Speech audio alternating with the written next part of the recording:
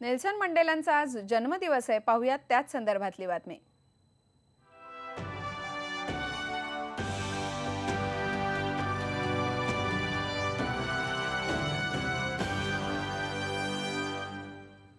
मंडेलांनी केवळ दक्षिण आफ्रिकेच्या स्वातंत्र्यासाठी प्रयत्न केले असं नाही, तर त्यांनी जगभराच्या स्वातंत्र्य चळवळीलाही हातभार लावला।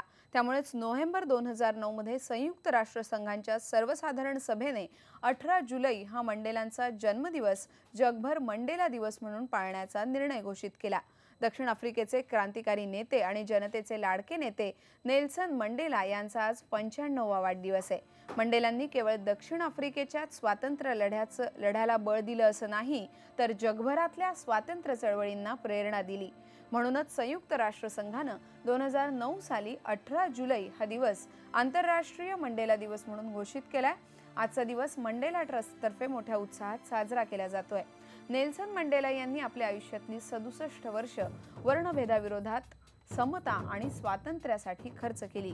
यावरच 18 जुलैची मंडेला दिनाची संकल्पना आधारित आहे। बदल घडवण्यासाठी पुढे या, आजच्या दिवसातली 67 मिनिटं बदल घडवायला द्या, असा संदेश जगभरातनं मंडेलांचे चाहते देत आहेत।